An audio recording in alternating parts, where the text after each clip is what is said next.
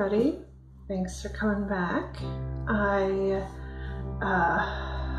wanted to kind of explain a few things that are going on in my life and that are going to kind of guide this channel into a similar path, but maybe slightly more cat related. Big shock, right?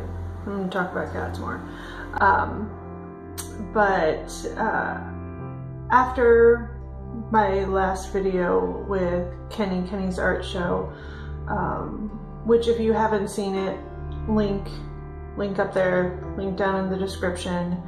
I am so happy that that came out as well as it did. The performance itself was incredibly moving and thought-provoking, and I feel like everything just came together perfectly in that video. So please take a moment just to watch it.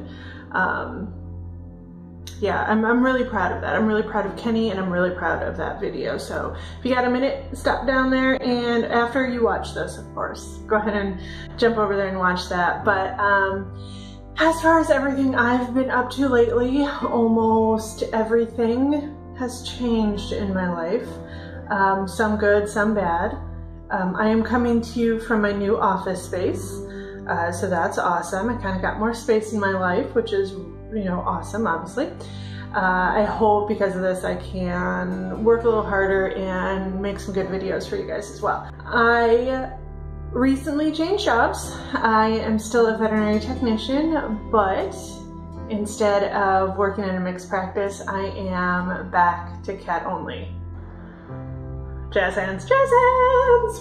Where I was great. I liked the people I worked with. It just kind of felt like I never fit in or belonged there, with no just cause. So it kind of made me feel a little insane, like I should be, you know, loving it, and I didn't. So anyway, I am back to cat only, and so far so good. You know, it's only been about a week and a half, but I feel like it's the right spot. I feel like I am where I'm supposed to be. So that's really cool, really awesome. On the other side of life, my kitty Alora.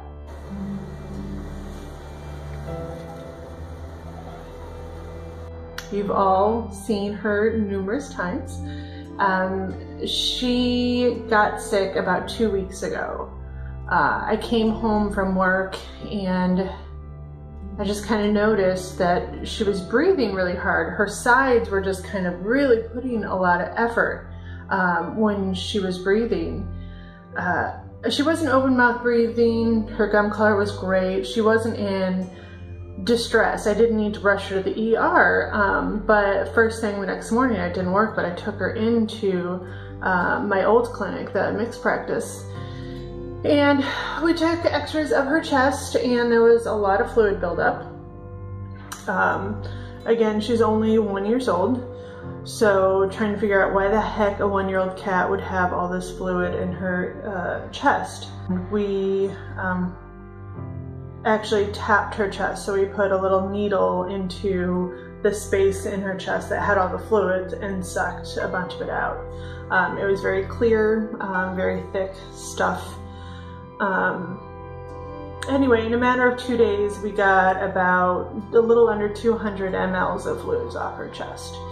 And between the x-ray report, the fluid analysis, and the blood work we performed on her, it was decided, it was kind of shown most likely FIP. For those of you who don't know what FIP is, it is feline infectious peritonitis. Most cats are exposed to this kind of cold virus called corona. Typically it causes a little GI upset, passes, but that's it. Not a big major threat. But the virus is kind of lingering in their body, you know, not doing much in 90% of the cats, or more than that, I think. In a rare cat, that coronavirus interacts with the body so much so it mutates into this gnarly virus called FIP, which then invades all the cells that's it. It's basically 100% fatal, you know. It's also a disease that's really hard to diagnose. There isn't just a yes/no answer. There's no magical test that can say, yes, you got it, no, you don't. You can test corona titers, which shows, you know, that they've been exposed. And if those are high, it's thought to be most likely FIP. You know, there's lab values that say this is definitely characteristic of FIP. You know, looking at the fluids, what kind of fluids, you know, it's most likely. So all these things are most likely FIP. The most definitive testing is also the most evasive. So, you know, I'll stick with the most likely and not put Alora through, you know, a bunch of testing just to get a definitive answer. Alora was diagnosed FIP about 2 weeks ago. We drained all that fluid off. That was the only symptom she showed. So usually FIP cats are sick. They don't feel good, they have fevers, they're not eating great, they're very bleh. I mean, they look sick, they feel sick. They can get fluid in their abdomen, they can get fluid in the chest. So her only symptom through all this was the fluid in her chest. So we drained that out and she has been happy as a flippin' clam. Whoever follows me on Instagram see all the videos I post of my 2 cats going bleeping crazy, grooming and playing, and follow me on Instagram if you want to see all that because they are ridiculous. That's 90% of my Instagram feeds are videos or photos of my cats playing. Like Instagram should be. I think that's why it was invented, actually, for cats. The matter of the fact is that she's got a deadly disease.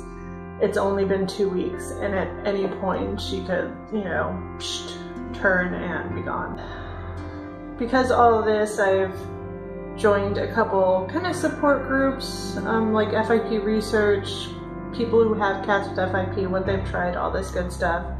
And it's incredibly sad. I'm like, just daily my feeds are about people who've had to put their cats down. And I know that's probably in my future. Well, even if she didn't have FIP, eventually we all lose our pets. It's really like not disturbing, because it is what it is, but just to know so many people are affected by this. And FIP is not the only disease like this. There's plenty of them out there, but yeah, so anyway, trying to refocus, but I knew I couldn't talk about it without bawling. There are a couple of studies out there with really promising medications and treatments for FIP. Unfortunately, they're still at the research stage, which means it's probably going to be a gazillion years before it actually gets down to where clients and clinics can actually get their hands on it. But this is a perfect segue to next month. I am going to Denver for the AAFP, American Association of Feline Practitioners Conference, which I had been wanting to go to. I've yet to get to one of their conferences, and I wanted to go this year. And hey, it just so happens that UC Davis is the university with the majority of the FIP research going on, and their lead doctor is going to be having a few keynote talks at this conference about FIP and the research they're doing.